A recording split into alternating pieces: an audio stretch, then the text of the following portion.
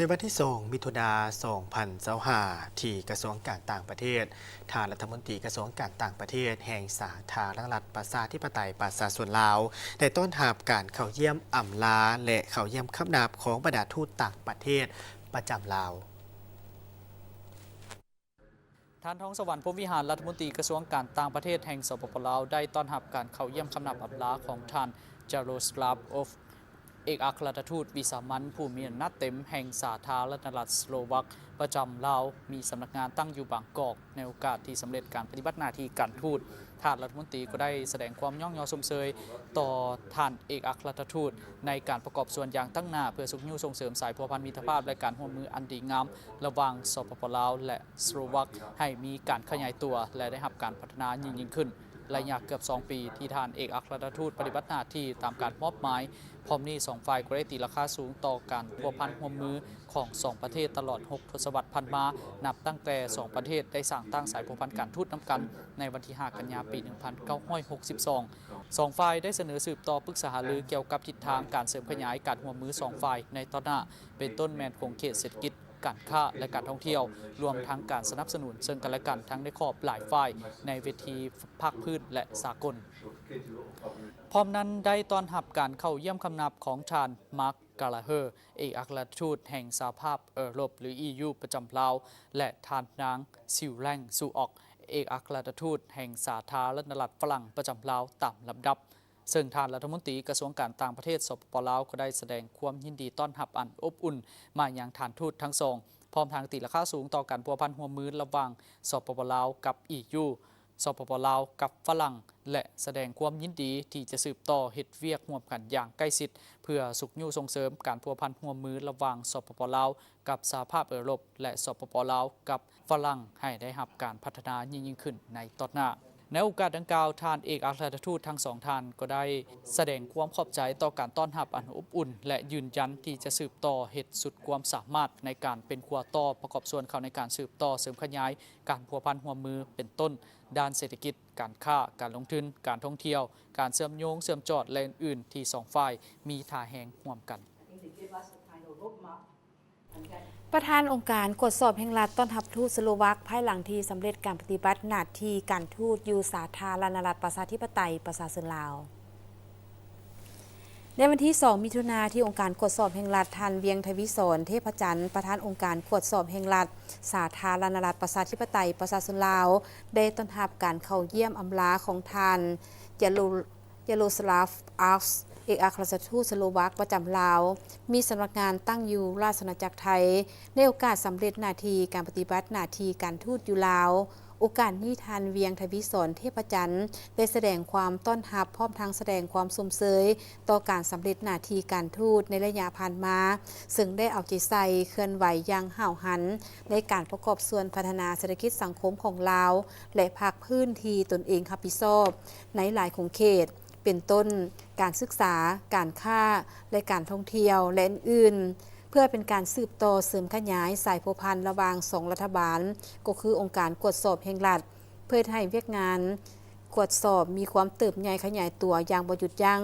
เพราะนี่ท่านประธานองค์การกวดสอบแห่งรัฐได้อวยพรให้ท่านทูตจงประสบผลสำเร็จในการปฏิบัติหน้าที่เวียกงานและหวังอย่างยิ่งว่าท่านทูตจะสืบต่อเสริมขยายการร่วมมือและให้การสนับสนุนสาธารณรัฐประชาธิปไตยประชาชนลาวก็คือองค์การกวดสอบแห่งรัฐในตอนหน้าเติมอีกสภาแห่งชาติได้เปิดกล่องประชุมยกสูงคุณภาพทางด้านเนื้อในให้แก่การดำเนินกล่องประชุมสมัยสามัญที่9ของสภาแห่งชาติสุดที่9กองประชุมยกสูงคุณภาพทางด้านเนื้อในให้แก่การดำเนินกองประชุมสมัยสามัญที่9ของสภาแห่งชาติสุดที่9จัดขึ้นในวันที่3 มิถุนายน 2025ที่หอประชุมแห่งชาติโดยภายใต้การเป็นประธานของท่านนางสุนทรสัญจักรรองประธานสภาแห่งชาติมีรองประธานคณะประจำสภาแห่งชาติกรรมการคณะประจำสภาแห่งชาติประธานรองประธานสภาประชาชนขันแขวงสมาชิกสภาแห่งชาติเข้าร่วมท่านนางสุนทรสัญจักรได้มีคำเห็นกล่าวเปิดกล่องประชุมว่าเพื่อก้าเกี่ยมความพร้อมหอบด้านหาประกันคุณภาพทางด้านเนื้อใน ที่จะนำเสนอต่อกองประชุมสมัยสามัญเถื่อที่9ของสภาแห่งชาติสุดที่9ที่จะดำเนินในระหว่างวันที่9หาวันที่26มิถุนายน2025ที่จะมาถึงนี้เพื่อแนะใส่เฮ็ดให้การพิจารณาและการทับพ้องเอาเนื้อใน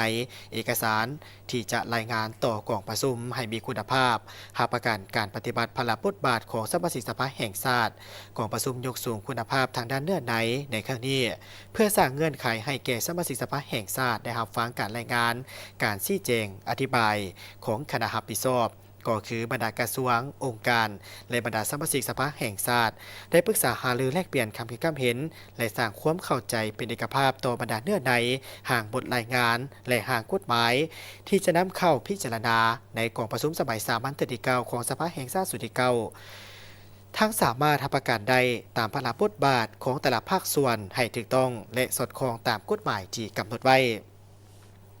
กองประชุมยกสูงคุณภาพทางด้านเนื้อในให้แก่กองประชุมสมัยสามัญที่9ของสภาแห่งชาติสุดที่9จะสุ่มแสดงในการคุ้นคั่วแลกเปลี่ยนความคิดความเห็นเพื่อสร้างความเข้าใจและเป็นเอกภาพสูงต่อบรรดาเนื้อในต้นต่อบทรายงานเกี่ยวกับแผนพัฒนาเศรษฐกิจสังคมแผนงบประมาณแห่งรัฐแผนเงินตา6 เดือนต้นปี2025และแผนการ6 เดือนท้ายปี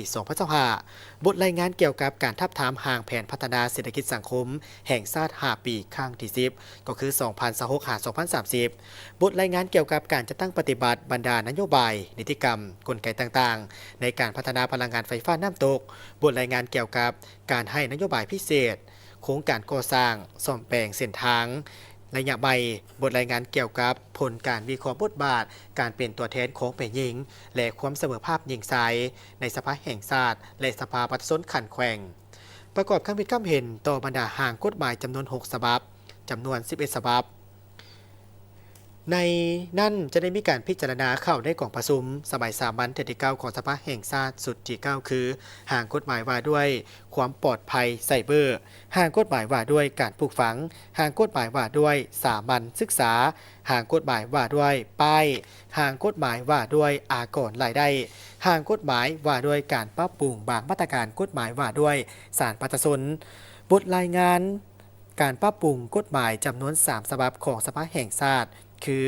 ห่างกฎหมายว่าด้วยสภาแห่งชาติห่างกฎหมายว่าด้วยสภาประชาชนขันแขวงและห่างกฎหมายว่าด้วยการเลือกตั้งสมาชิกสภาแห่งชาติและสมาชิกสภาประชาชนขันแขวง